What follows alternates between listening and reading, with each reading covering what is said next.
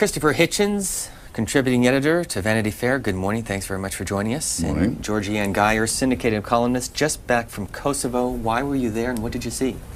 Well, you know, Steve, I think one of the sins of us in the press is that we forget stories. You remember 2 years ago, 3 years ago, Kosovo, Sarajevo, Serbia, the Balkans were big stories. We invested. We had a war there in the spring of '99. And now no one covers them. You know, we get one story, we tend to do one story to the exclusion of everything else in the world. So I thought, gee, let's go to Kosovo and let's go to Sarajevo and see what's happened. After all, these were the first UN, big UN missions and mandates. And the fact that they didn't work for so long, I think, I know, has lessons for us in Iraq. And that's why I went. And that was my first question to you, because you quote President Clinton, who was there, saying, I'm quite aware of where you want to go. I believe in self-determination. I want to see you free. The only question is how you do it. What does Kosovo and Iraq have in common? That's the question, is how do you do it in either place? I've not always been an admirer of President Clinton, but I have to tell you, Steve, that day he spoke in Kosovo at the university, and he was superb. I mean, people were crying. Because they do feel that he saved them from the Serb aggression, and in many ways he did. Now, what do you have to do? He's saying they should have independence, which is what many people feel. But they're all tied up because they belong to Serbia. The UN doesn't want to act. The United States doesn't want to act now because of Iraq. So in both places, you have questions of nation building, you have questions of untying these historic knots. They're all just tied up like this, and now tied up with the UN and with their own governments and with Serbia. And many of those same questions are in Iraq. Christopher Hitchens, in a vivid description about your visit to Iraq, you say don't bother visiting Baghdad today if you are too easily upset by contradictions. Irony and negation are the everyday currencies. Iraq is a place, and Iraq as a country is a special territory of archaeologists. And then you go on to talk about Saddam's morbid mania for burying things and people. Can you elaborate?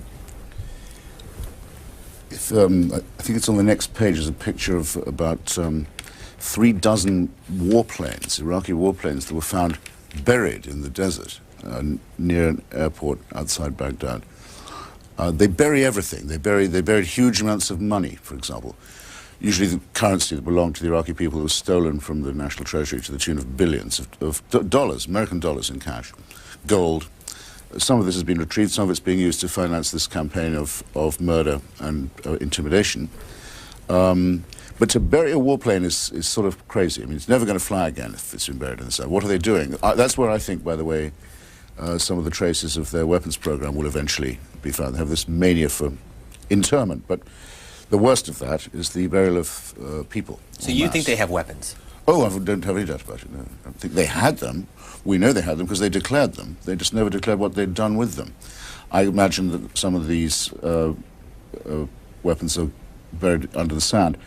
The ghastly thing, the really terrible thing, is that we're still digging them up, are the mass graves. I went to the site in Hilla in southern Iraq, where they're still finding more and more mounds of people. It's estimated that there might be as many as 300,000 missing Iraqis to be found in that way. They unearth a mass grave almost every single day. And that's the other measure of what kind of a regime we were facing then, and the remnants of which we're still facing now. Do you mind if I make a small correction to what Georgianne just said? Because I agree with her that one shouldn't forget Kosovo and Bosnia.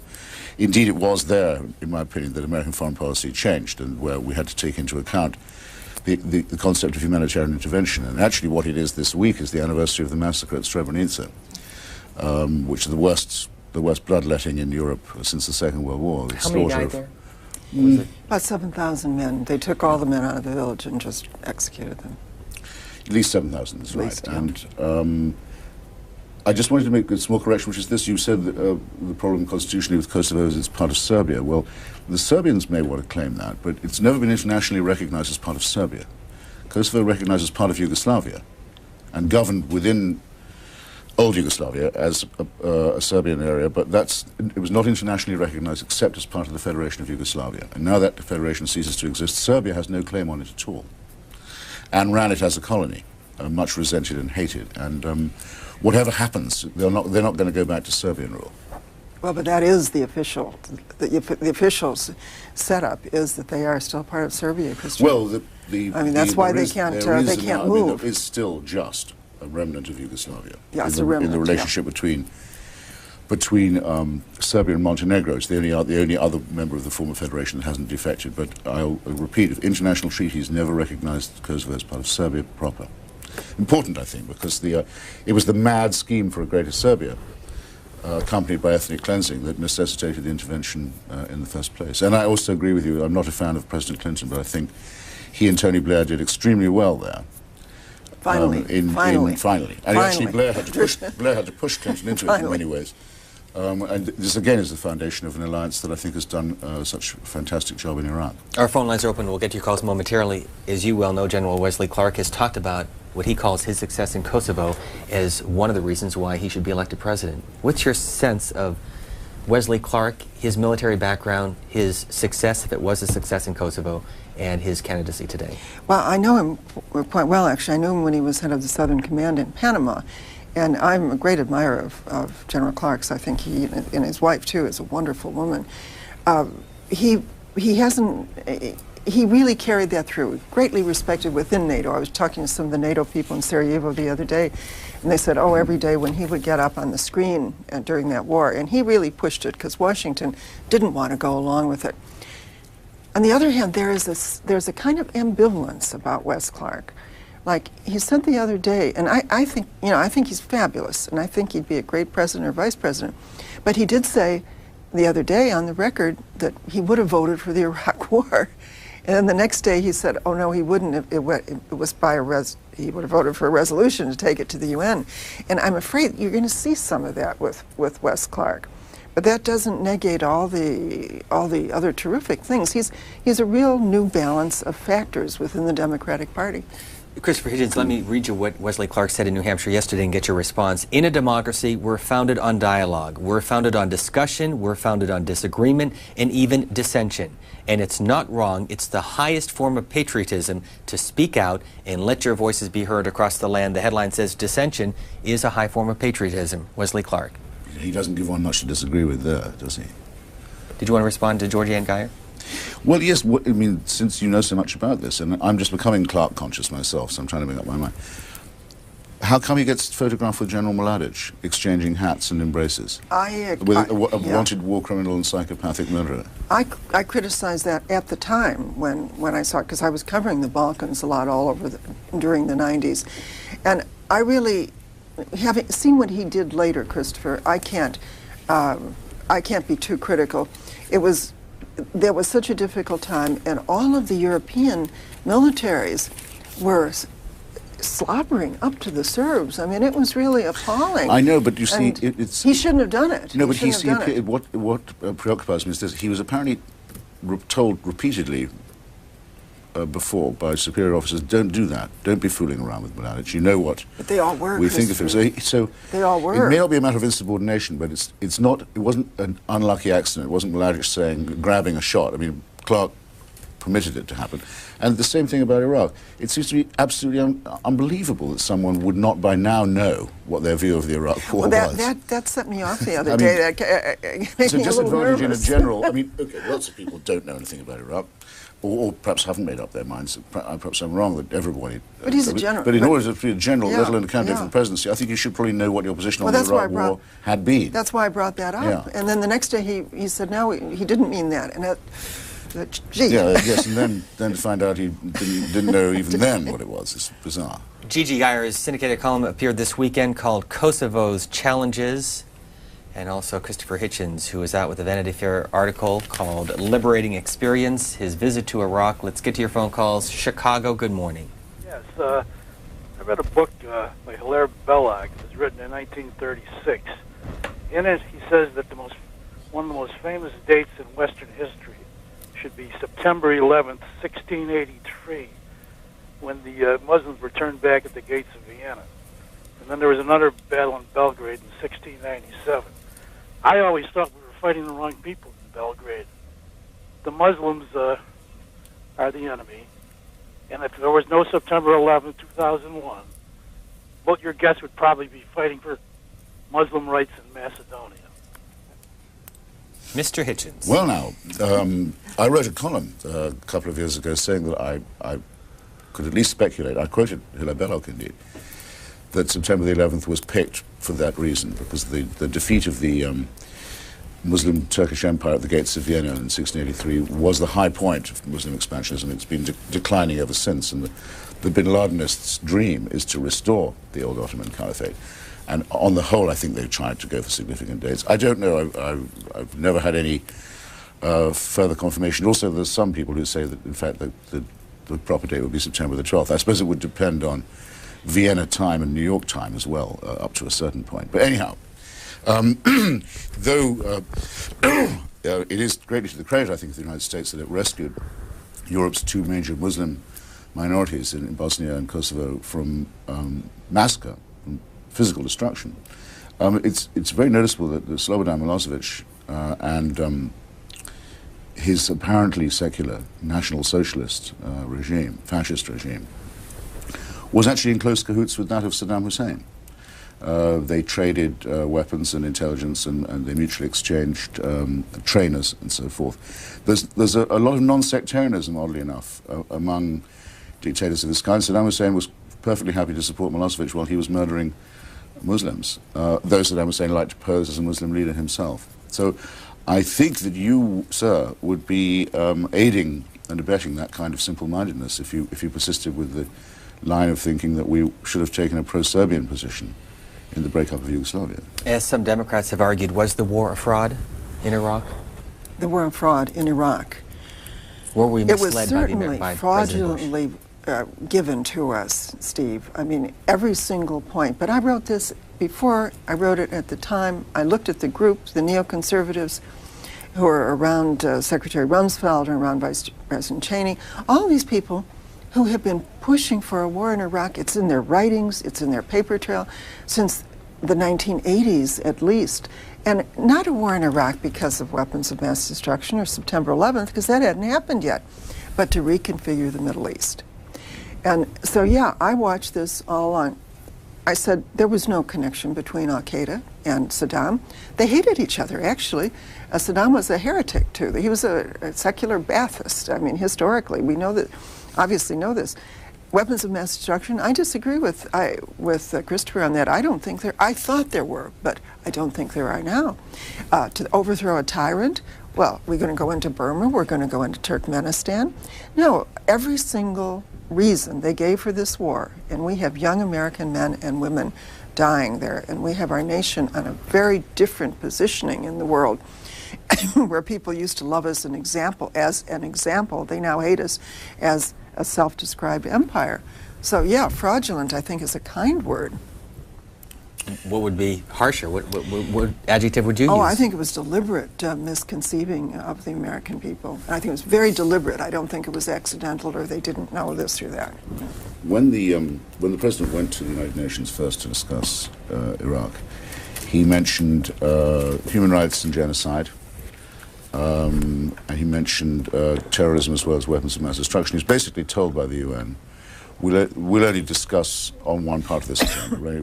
We'll only do weapons. So that, in a way, conditioned the way, which I say at the end of my article, which you kindly referred to here, and in my book, which I hope you'll have time to wave at some point. It's called A Long, Short War. But there is a distortion, certainly in the way the war was sold. It came down entirely to a matter of the weaponry, a legalism, a way of trying to legalize it internationally.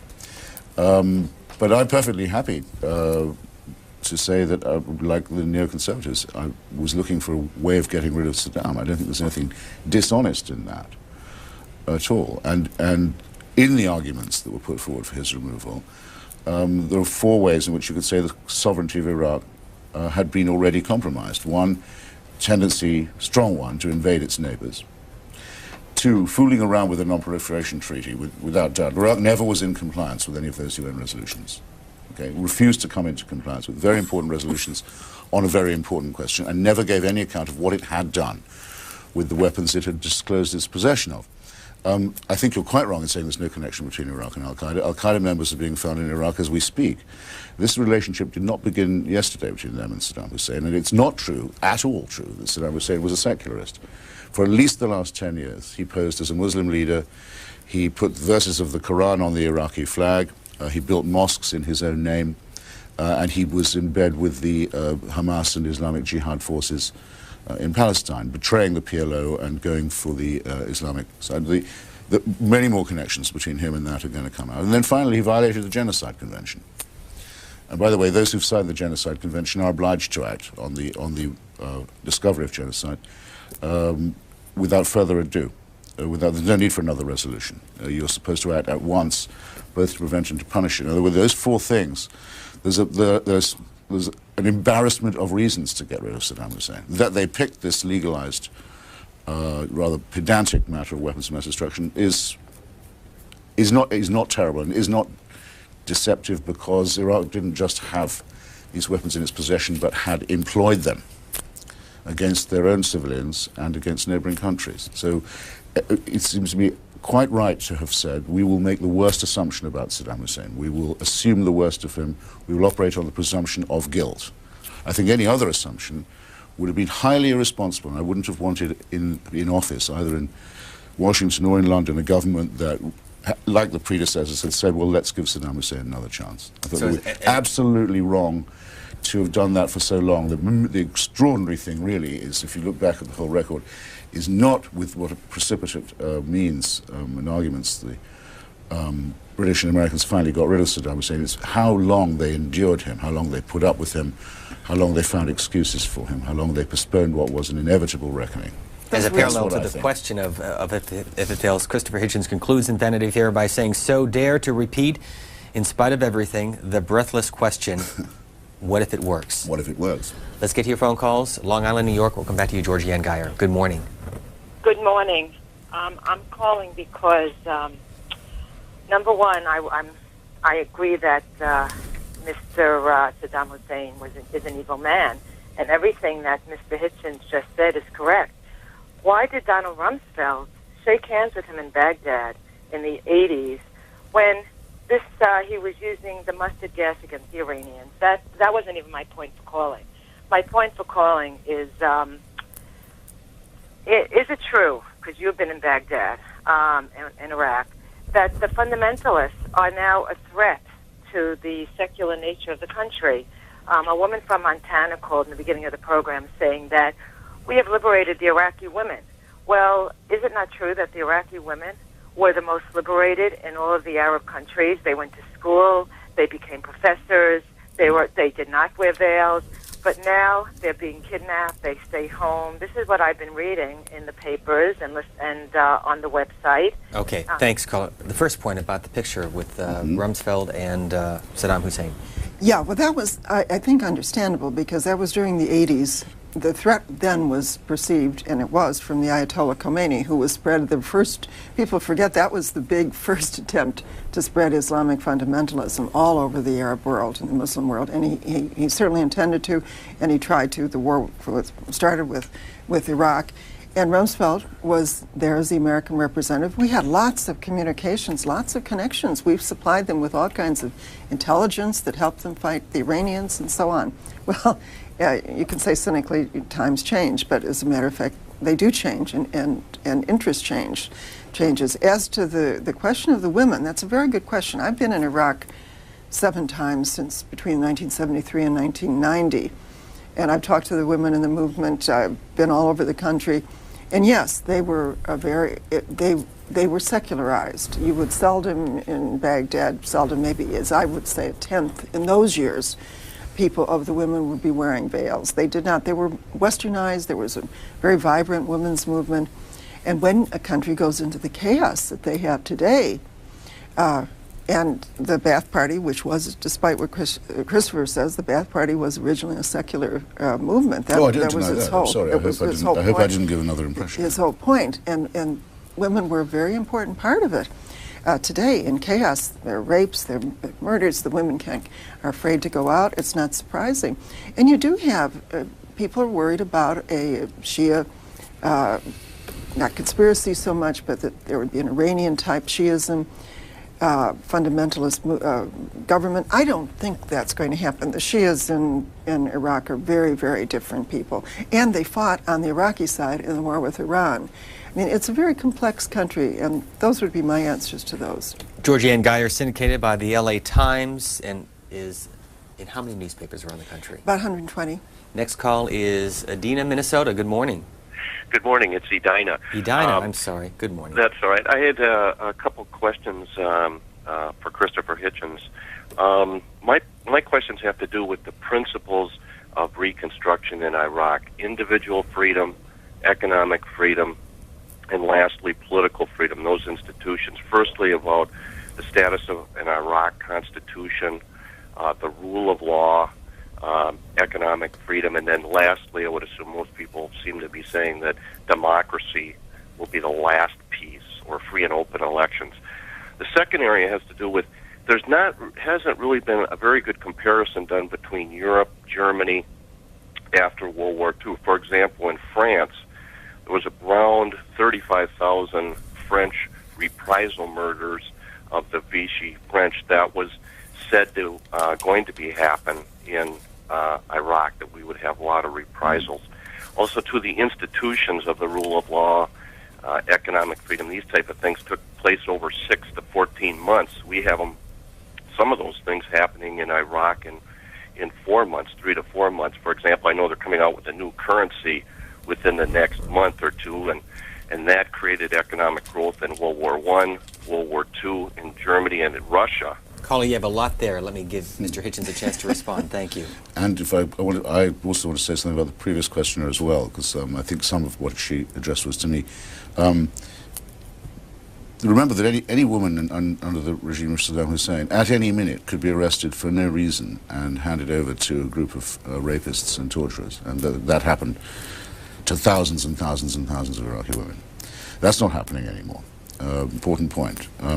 As to the Rumsfeld handshake and the rest of it, it's true, of course, that there was a time when the United States preferred Iraqi defense to Iranian victory, but I'm afraid to say that this policy of indulging Saddam Hussein followed the end of the Iran-Iraq war, and the United States was still supplying him with a lot of very important material at the time when he was conducting his campaign of genocide in Kurdistan and didn't have the excuse of fending off the Ayatollah. So we have to face the fact that one reason, indeed, why I'm so much in favor of this policy is that it's so much better than seeing American officials groveling to Saddam Hussein, which is what used to happen. By October, there will be a new currency in Iraq, and that'll be a huge relief to everybody because the face of Saddam Hussein will no longer be on the money. I think it's psychologically important as well as commercially important. The critical thing is going to be getting the oil back on stream. People say it was a war for oil. There's one sense in which that's obviously true. Until recently, nobody knew how much oil Iraq was pumping or selling or at what price or where the money was going. We have a rough idea in each case. It was being run by a crime family, in other words. But Iraq probably has more oil than Saudi Arabia in its reserves. And maybe that oil is of higher quality, so it's potentially a fantastically wealthy country. And there are various schemes here. One of them is to give what's done, I believe, in Alaska, give everyone a kind of share. Every citizen gets a dividend from the oil industry. That would obviously be a wonderful thing for the Iraqis, and it would indicate that there really had been a change of regime. Others say that might have to wait because we really are going to need that money for reconstruction. It would of course, be nice to make people feel a bit wealthier, but there are also unbelievable infrastructure problems from a regime that had bankrupted and beggared the place, and a lot of things to be rebuilt. But most of all, you see, what's so great is to be able to be having this discussion and to be able to turn on the TV in Baghdad and to see recognizable Iraqis who represent real social and political forces and are not members of a sadistic mafia discussing these important questions. That was it? Yeah, until you pipe C-SPAN into Iraq, it is. This from a viewer in Ohio. Shouldn't the Iraqis have a right to vote on whether they want to give their wealth to corporations? Georgianne Geyer? Well, I was in Sarajevo when that was announced last week, and my cynical first thought was, well, we can't govern Iraq, we're going to sell it. And I must say, I talked to some diplomats there who'd been in Iraq, Western diplomats, And they were there for various Western governments, and they were rather startled by this too, and they didn't approve of it, because what it would look like to the Iraqis is that we are selling the country. And you know, you can bring in all kinds of Western other companies, industries, and make it into a country that is owned by foreigners. Now, anyone who knows anything about Middle Eastern history, Steve, knows that this is not going to fly. I mean, the whole history of the Middle East in the 20th century was one of anti-colonialism, of getting the foreigners out, of coming out of the Ottoman Empire, of going through all these experiments, none of them very successful, but they were their experiments. And this is where I say, hey, we're getting into something very, very dangerous. Peoples, and particularly the Iraqis above all, will fight the occupier and the colonialist long after they've stopped fighting Saddam Hussein. Our next caller, watching us on the BBC Parliamentary Channel, which simulcasts this program on Sundays, Cambridge, England. Go ahead. Hello there. Thank you for letting me on. My point I'd like to make is, first of all, it seems to be in America that for humanitarian reasons in wars, it always seems to be the Democrats who seem to be in power when them cases are taken up. And whenever there's a war involving the Republicans, it always seems to be for a different ideological reason. And with the second point, with the cases of like people complaining about people, the peace movement and everything, I think a lot of the points, it's people agree with the fact that people like Saddam Hussein and that should be removed. But it's the hypocrisy in America through the fact that America in itself has probably got the most dictators which have been in regimes living in America in freedom, in luxury. Caller, let me ask you specifically about what happened yesterday. About 20,000 people in and around Trafalgar Square in London, about 3,000 in Paris, and other protests elsewhere in Europe. Agree or disagree with that sentiment? They're not trying to put the right, I don't think they're trying to put the right message across now. What message should they put out? The job in Iraq's got to be done, and basically America fought for this and wanted it, and they've got to pay the majority for it. Christopher Hitchens. Don't understand the question at all, sorry to say.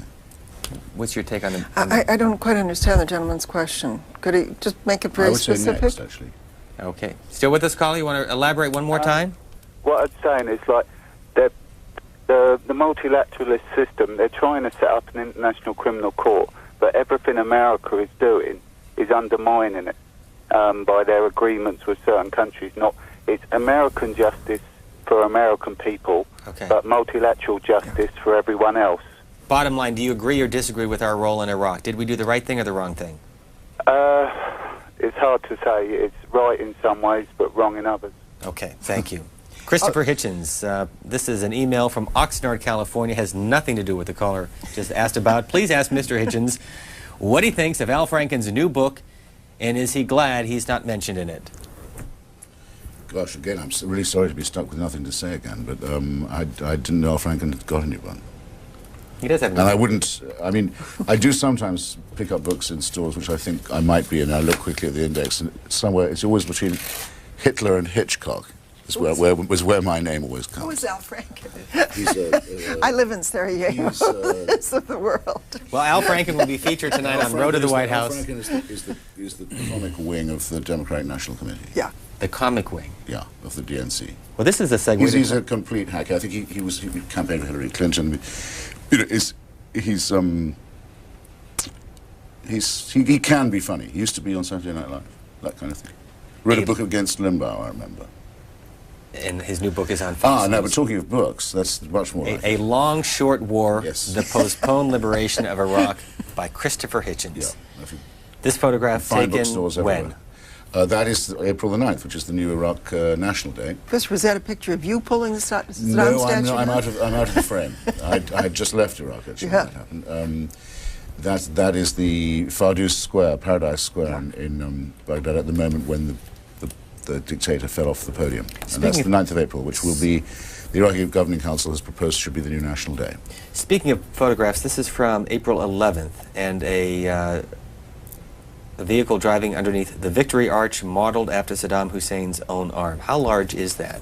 Were you there personally? Yeah, that arm is, let's see, the two arms together, you can't see them both, which are just almost as tall as the Arc de Triomphe in Paris, if you can visualize that. And they were modeled from Saddam's own forearms. And underneath them is a huge basket, a metal basket, full of the helmets of dead Iranian soldiers. Every helmet has a bullet hole in it. It's like seeing a pile of skulls. It's an absolutely barbaric monument that Saddam built to himself. Well, as almost everything in Baghdad was named for or after him. And now it's going to be the site of the Museum of the Iraqi and Kurdish Holocaust, run by a friend of mine named Kenan Makir, himself a very brilliant architect who wrote a book about this monument and who is... And you've written about him in the past. Yeah, he's a wonderful guy, and he has the institutional memory also of the mass murder in Kurdistan and of the Marsh Arabs and elsewhere. And so there's going to be a library and museum commemorating the atrocities of the past regime. And Georgie Ann Geyer, you are now on your 8th or 9th book? 9th, actually, Steve. And the new one is? The new book is on the royal and sacred cats of the world. There were all these cultures, Egypt, Burma, Siam, Japan, made cats into royal and sacred creatures. You probably don't know that. I did not know that. Did you know that, Christopher Hitchens? I did, as a matter of fact, I know that, and I would far rather be writing about cats than about... And it's called, and we were talking politics. beforehand that both of us are writing books on things totally different than geopolitics, and we're so relieved. And the book is called Raining Cats. What made you write about the cats? I was just telling back to us weekend, the Prophet Muhammad is said to have cut the sleeve of his robe rather than waken a cat that had fallen asleep on his arm. He did. And there are all innumerable cases in the past of ruling factions or families making cats sort of part of the act. Very intelligent too, I think. Do you own the Egyptians cats? to do that. I have one cat. Yeah, one cat. Back to your phone phone calls. calls. What do you think of the other gods people have worshipped? I mean, cats much better than... That's right. Better than what? Well, say than Allah or... well, they're beautiful. Yeah, or considering Jesus Christ to be some... I mean, the nonsensical beliefs that people have of that sort. Far better to say, let's worship a cat. I asked the You know what you're getting. And the rule will not be too exorbitant, and you won't be asked to obey impossible or irrational commandments. Seattle, Washington, you're next. Go ahead. Go ahead, Seattle. Good morning. Are you a cat lover too, caller? Yes, when I was a child. Okay, my question is for Christopher Hitchens. Christopher, what is your opinion of this presidency since when it came to picking a person to run the September 11th commission, they picked Henry Kissinger. Mm-hmm. And in fact, that's someone you have offered referring to as the bastard. Now, there's no doubt that Saddam Hussein was an evil person, but does it at all bother you that this liberation of Iraq came under this president's watch? So, thank you. I was very opposed to having Henry Kissinger appointed to that commission, and I more or less predicted in the protest article I wrote about it that he wouldn't make it, however, to confirmation, because in order to chair the commission, he'd have to open the books of Kissinger Associates, his consulting firm. And I didn't think he would be willing to undergo that kind of inspection. Kissinger Associates is an outfit that basically introduces despots to the corporations who like them. It's one of Kissinger's many sordid careers. And I knew that if he had to have disclosure, he wouldn't be able to submit to it. So I was right about that. He gave up. So also gave people an opportunity, including a number of Republicans, to see what kind of guy he really is. I mean, having said, yes, I accept this great honor of finding out what happened to our 3,000 missing and murdered fellow citizens, he said, well, actually, it's not such a great honor if it compromises my business posture. Gives you a rough idea of the quality of the guy, let's say. Mr. Paul Bremer, who I recently interviewed in Baghdad, he's in my piece, was a member of Kissinger Associates too, I have to say, and that gives me a twinge also. But finally, since you pressed me on the question, this administration actually acted upon the resolutions that had already been passed and the stands that had already been taken about Iraq, and I'm glad that they did. Christopher Hitchens writes in the October edition of Vanity Fair, lest there be no confusion, this is George Clooney on the cover, not Christopher Hitchens. Next is a call from Cumberland, Maryland. Good morning. Good morning. My question is for Georgie Ann Geyer. I thoroughly disagree with her article on Kosovo, and I'd like to educate her a bit. I'd like to point out that if Kosovo ever gains independence, we will be having a greater Albania. It will destabilize Macedonia. It will destabilize some of the Serbian provinces.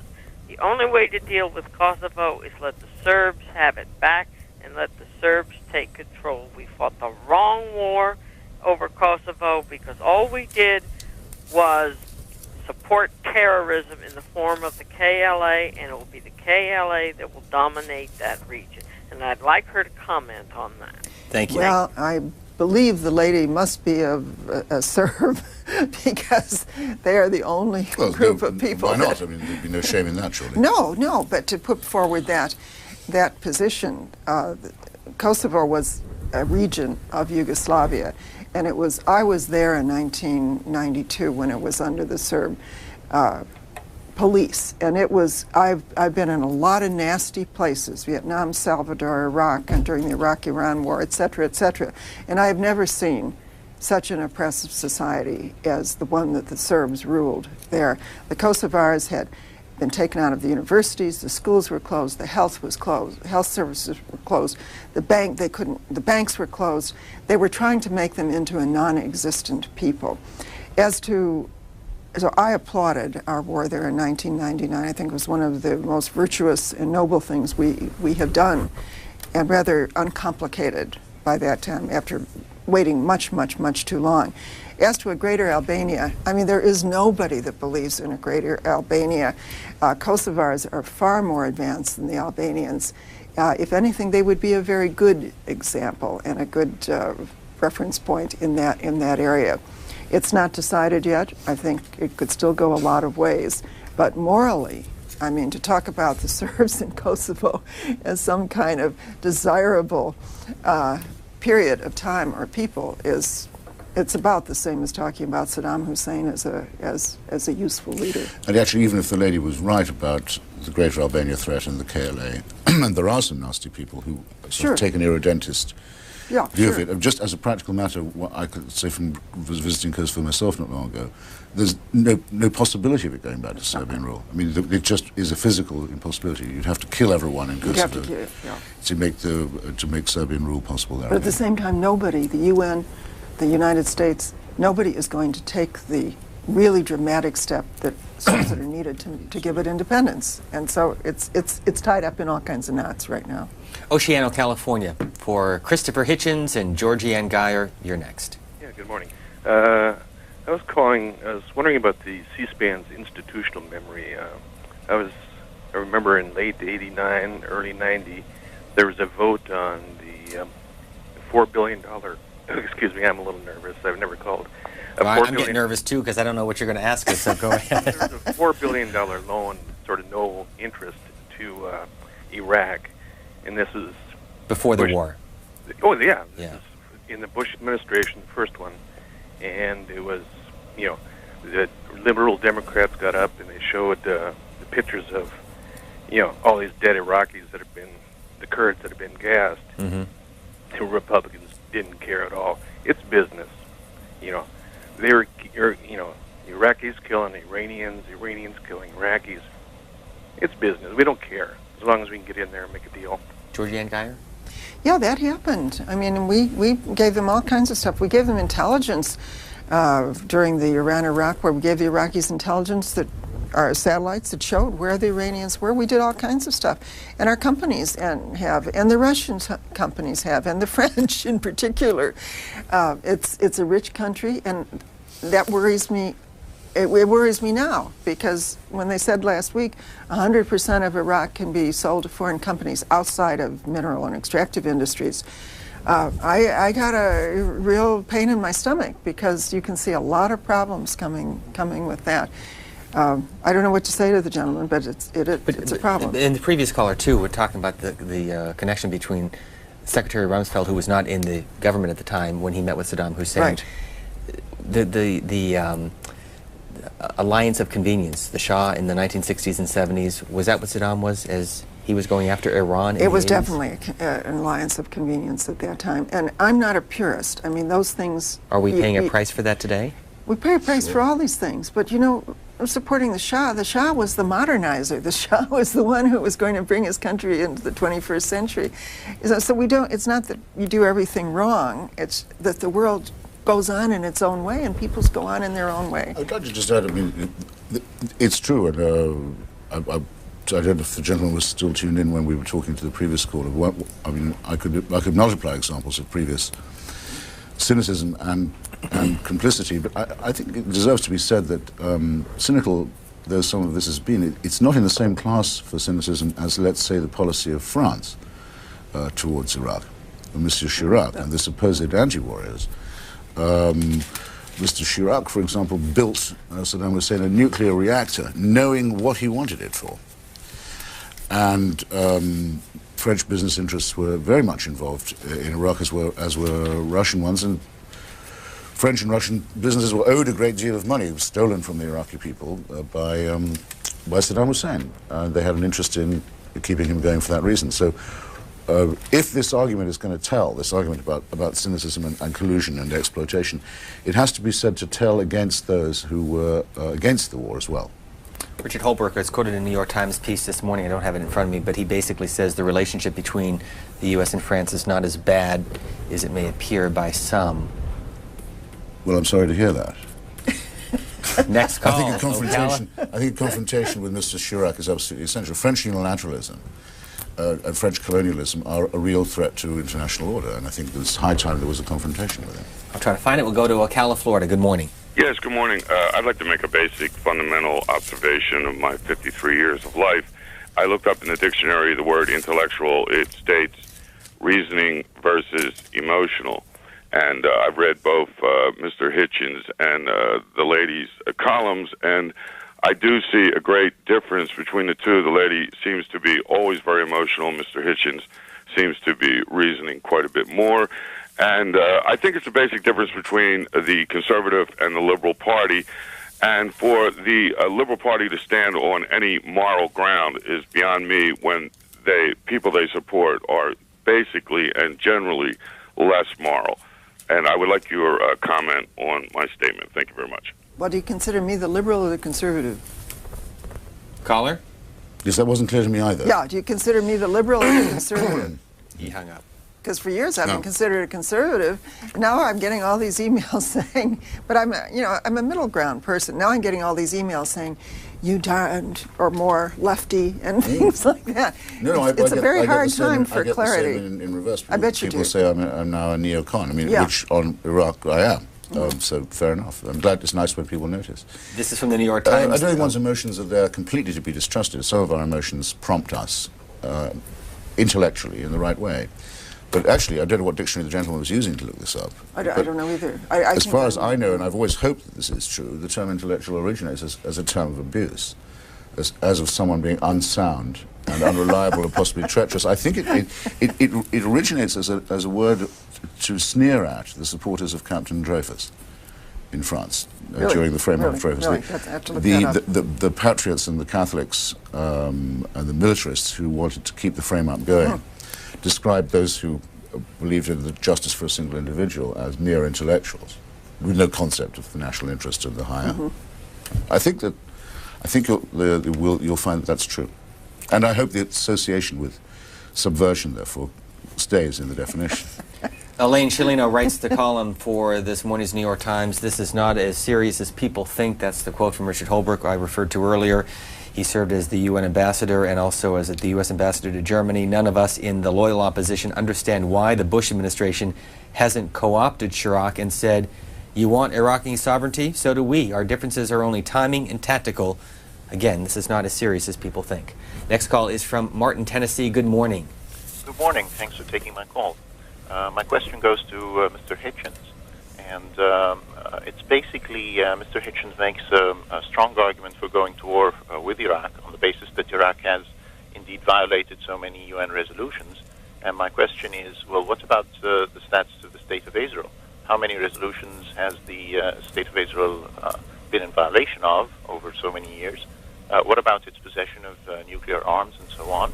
What would be his position on something like that? There are two regional allies of the United States in the Middle East, Turkey and Israel, which between them have amassed a pile of resolutions of condemnation from the UN that would be the equal of the resolutions on Iraq. You're quite right. Turkey for the occupation of northern Cyprus and the colonization and settlement, as well as annexation of the sovereign territory of another state, and Israel for its attempt to incorporate the West Bank into a greater Israel. I think it's absolutely time that one of several things at least happen. Either I'm not trying to be funny, the United States Supreme Court should, I think, rule that American aid may not be spent on the West Bank of the Jordan River because it's an establishment of religion. American money can't be used for settlements that have as their motive a messianic redemption and the attempt to bring on Armageddon. That's what these settlers are trying to do. I think they should be stopped. I don't think a single dime of American money should go for that, and I think that American force would be justifiably employed in removing them if the Israeli government won't comply with the resolutions. From U.S. News and World Report, Senator Hillary Rodham Clinton told U.S. News that I was struck by reading that after the first Gulf War, Dick Cheney said he would send a thank you note to Ronald Reagan. You always fight wars with the military you inherited, she said. I don't think he's done that to my husband. I would be happy to deliver it personally if he would write it. Next call is from Spring Hill, Florida. Good morning. Good morning. I have a question for Mr. Hitchens.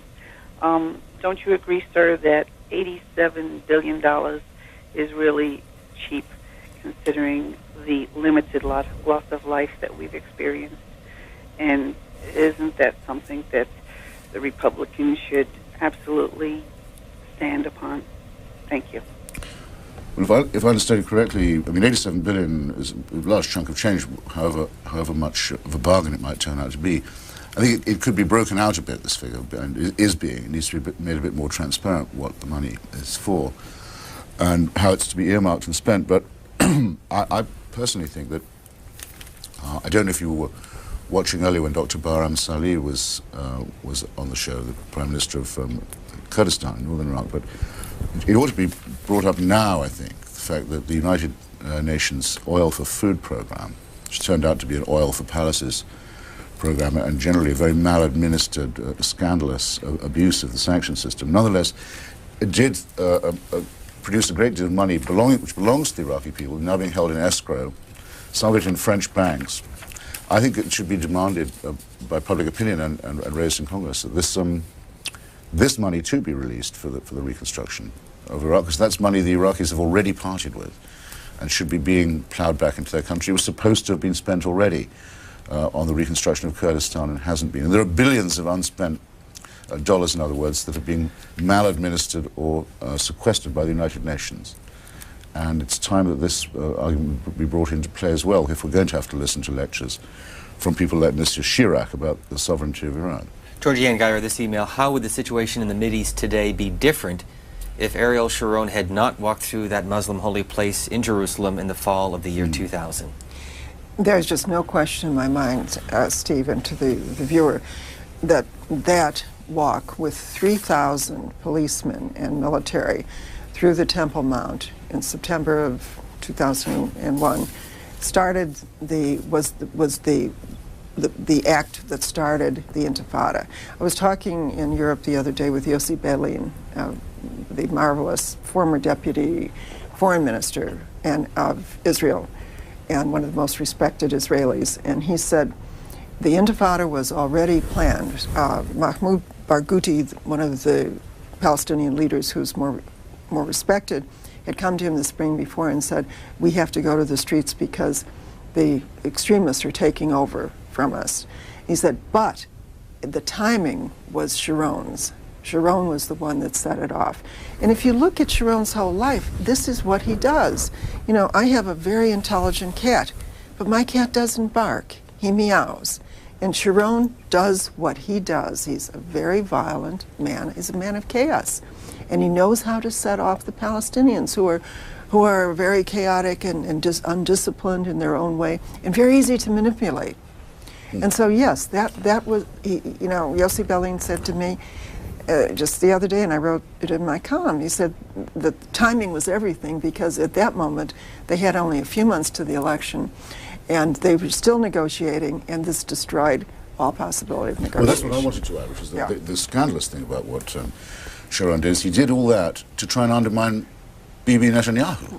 Yeah. In other words, this whole disaster is the result of a factional squabble between two right-wing Israelis for advantage. This is a nightmarish realization. However, I mean, it agreed that it was a sordid provocation, and from someone who I also agree with you is a war criminal, and who was, by the Kahan Commission, it was recommended into Sabra Shatila, when they finished with the investigation, that he never be invited even to serve in any Israeli government again, let alone be prime minister. People should remember that. But it doesn't mean the Palestinians had to act as if the provocation that's why I said they were all. That's why I put the part about I think there seems to be no doubt about it. They were very, very ill-advised to take this. I'm not defending their rationality. That's not the question.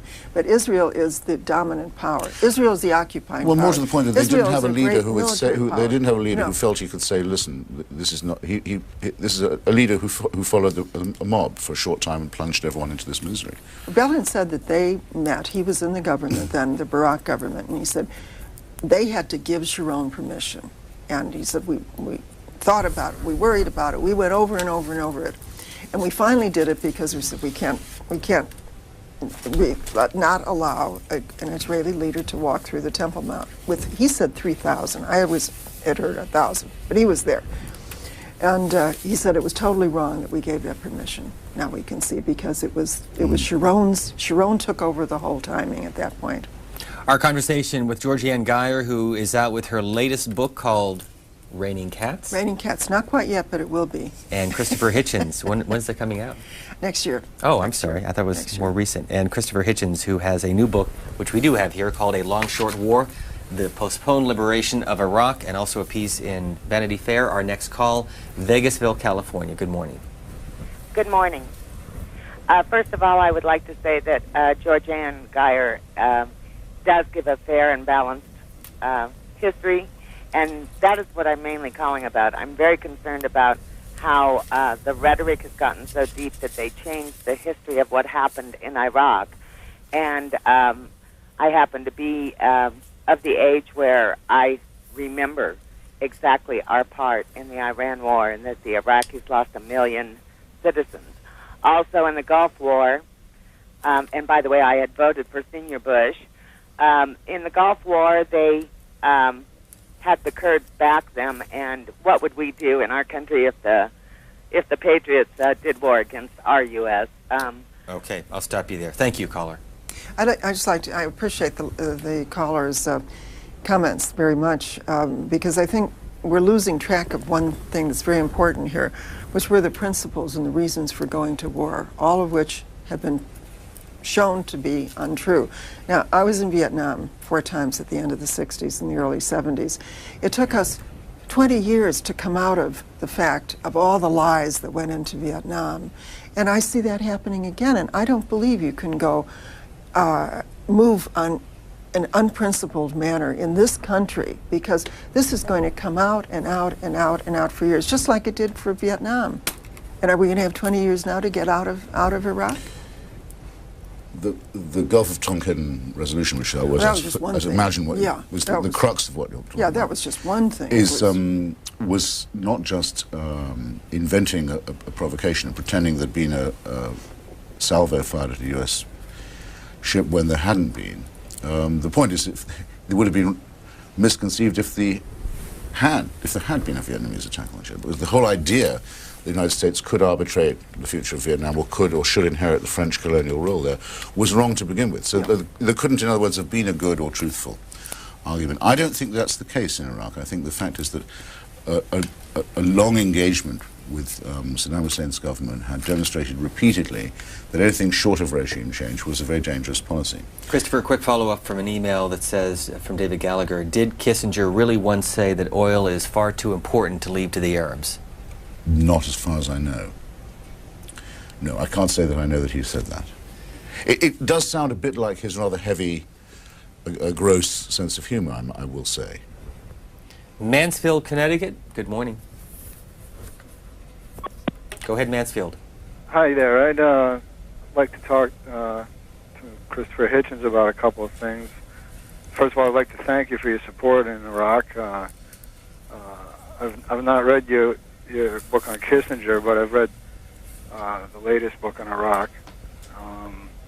I wonder, though, how you reconcile some of your views on Kissinger and some of the things that, how he's perceived in Vietnam, where I spent quite a bit of time in the 1990s. Kissinger, Nixon, McNamara, and these people are kind of like national heroes there. The most hated thing is the government, followed by the Communist Party, and the most ridiculed figure in Vietnamese history is Ho Chi Minh. I often find people in the media, perhaps they're too famous to find the truth in places like that, and if you can find someone you really trust and send them in for a few years who are not known, and they'll come back and tell you the truth, or if you want to call me back off the air and we can talk about it. Christopher Hitchens, your response. Well, I haven't been in Indochina, I have to confess. I would still be surprised to find that Henry Kissinger was a street hero in Vietnam or Cambodia or Laos after what he did there. I can't obviously tell you that you didn't hear or see what you say you did, but I also feel that probably if it was true, someone else would have told me by now, and it's the first time I've ever heard that. Final point for each of you. This is from Tom Friedman this morning. The New York Times, the collective response from Mr. Bush's visit to the UN this past week, quote, "You talking to us? This is your war, pal. We told you before about Iraq. You break it alone, you own it alone. Well, you broke it. Now you own it. We've got you over a barrel because you and your taxpayers have no choice but to see this through. So why should we pay?" Tom is absolutely right. This is exactly the outcome of people of smart-ass diplomacy, and that's what we've been waging. Smart-ass diplomacy. Yeah, insulting the whole world. We'll go it alone. We don't need any of you. Now suddenly we do know them. The discourtesy of this man, the president, who used to be so courteous. It's a very strange transformation. I think the president's much too polite to these people myself. I look at if you want to talk about criminal irresponsibility, what about people saying, okay, we'll watch and see how you go in Iraq. We'll act as if it doesn't matter to us at all, as if we have no, as if we had no share in what happened to the place. This from people who built Saddam Hussein a nuclear reactor in the past. They say, well, you know, we'll watch you as if we were neutral, as if it didn't matter to us, and we reserve the right to criticize, of course, but we don't think we have it. Outrageous, absolutely outrageous, and I think that the president should be a great deal more forthright about this than he is.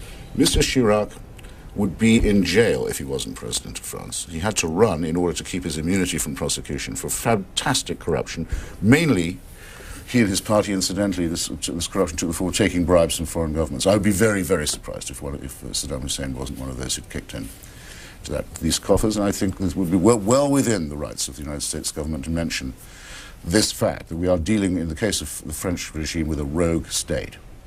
Christopher Hitchens, pick up Vanity Fair with his latest article, also his new book, A Long Short War, and Georgianne Geyer, her new book on cats, coming out next year. She is a syndicated columnist in well over 100 newspapers around the country. Thank you both for joining us. Pleasure. Come back again. I mean, since you know so much about this, and I'm just becoming Clark conscious myself, so I'm trying to make up my mind. How come he gets photographed with General Mladic, exchanging hats and embraces? With a wanted war criminal and psychopathic murderer? I criticized that at the time when I saw it, because I was covering the Balkans a lot all over during the 90s. And I really, having seen what he did later, Christopher, I can't be too critical. There was such a difficult time, and all of the European militaries were slobbering up to the Serbs. I mean, it was really appalling. I know, but you see, he shouldn't have done it. No, but what preoccupies me is this: he was apparently told repeatedly before by superior officers, don't do that. Don't be fooling around with Mladic. You know what But they all were. we think of him. So they all were. It may not be a matter of insubordination, but it's not. It wasn't an unlucky accident. It wasn't Mladic grabbing a shot. I mean, Clark permitted it to happen. And the same thing about Iraq. It seems to be absolutely unbelievable that someone would not by now know what their view of the Iraq war was.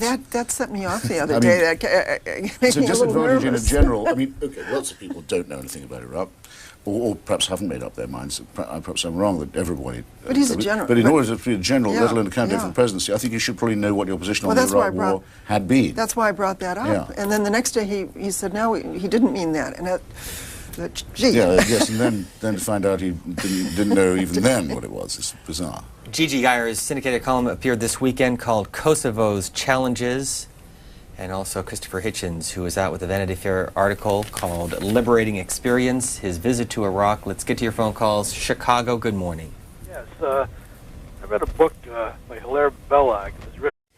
Christopher Hitchens, contributing editor to Vanity Fair. Good morning. Thanks very much for joining us. Morning. And Georgianne Geyer, syndicated columnist, just back from Kosovo. Why were you there and what did you see? Well, you know, Steve, I think one of the sins of us in the press is that we forget stories. You remember 2 years ago, 3 years ago, Kosovo, Sarajevo, Serbia, the Balkans were big stories. Remember We vividly, invested. yeah. We had a war there in the spring of '99. And now no one covers them. You know, we get one story, we tend to do one story to the exclusion of everything else in the world. So I thought, gee, let's go to Kosovo and let's go to Sarajevo and see what's happened. After all, these were the first UN, big UN missions and mandates. And the fact that they didn't work for so long, I think, I know, has lessons for us in Iraq. And that's why I went. And that was my first question to you, because you quote President Clinton, who was there, saying, I'm quite aware of where you want to go. I believe in self-determination. I want to see you free. The only question is how you do it. What does Kosovo and Iraq have in common? That's the question, is how do you do it in either place? I've not always been an admirer of President Clinton, but I have to tell you, Steve, that day he spoke in Kosovo at the university, and he was superb. I mean, people were crying. Because they do feel that he saved them from the Serb aggression, and in many ways he did. Now, what do you have to do? He's saying they should have independence, which is what many people feel. But they're all tied up because they belong to Serbia. The UN doesn't want to act. The United States doesn't want to act now because of Iraq. So in both places, you have questions of nation building, you have questions of untying these historic knots. They're all just tied up like this, and now tied up with the UN and with their own governments and with Serbia. And many of those same questions are in Iraq. Christopher Hitchens, in a vivid description. The kind of a regime we were facing then and the remnants of which we're still facing now. Do you mind if I make a small correction to what Georgianne just said? Because I agree with her that one shouldn't forget Kosovo and Bosnia. Indeed, it was there, in my opinion, that American foreign policy changed and where we had to take into account the concept of humanitarian intervention. And actually what it is this week is the anniversary of the massacre at Srebrenica, which is the worst bloodletting in Europe since the Second World War. How many died there? About 7,000 men. They took all the men out of the village and just executed them. At least 7,000 is right. Least, yeah. And I just wanted to make a small correction, which is this. You said that the problem constitutionally with Kosovo is it's part of Serbia. Well, the Serbians may want to claim that, but it's never been internationally recognized as part of Serbia. Kosovo recognized as part of Yugoslavia and governed within old Yugoslavia as a Serbian area, but it was not internationally recognized except as part of the Federation of Yugoslavia. And now that the Federation ceases to exist, Serbia has no claim on it at all and ran it as a colony, much resented and hated. And whatever happens, they're not going to go back to Serbian rule. Well, but that is the official setup is that they are still part of Serbia. Well, that's why they can't move. I mean, there is still just a remnant of Yugoslavia. Yeah, it's a remnant. In the relationship between Serbia and Montenegro. It's the only other member of the former federation that hasn't defected. But I'll repeat: international treaties never recognised Kosovo as part of Serbia proper. Important, I think, because it was the mad scheme for a greater Serbia, accompanied by ethnic cleansing, that necessitated the intervention in the first place. And I also agree with you. I'm not a fan of President Clinton, but I think he and Tony Blair did extremely well there. Finally. And actually, Blair had to push. About your visit to Iraq, you say don't bother visiting Baghdad today if you are too easily upset by contradictions. Irony and negation are the everyday currencies Iraq is a place, and Iraq as a country is a special territory of archaeologists. And then you go on to talk about Saddam's morbid mania for burying things and people. Can you elaborate? I think it's on the next page. There's a picture of about 3 dozen warplanes, Iraqi warplanes, that were found buried in the desert near an airport outside Baghdad.